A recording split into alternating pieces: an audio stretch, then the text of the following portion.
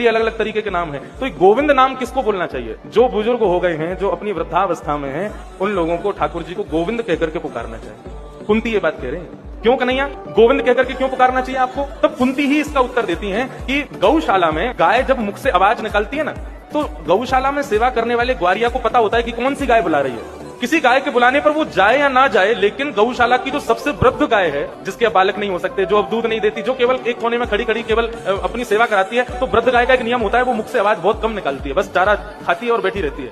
लेकिन यदि कभी वृद्ध गाय बोलती है तो गौशाला का जो ग्वारिया होता है ना, वो तुरंत जाता है, अरे आज ये कैसे बोली।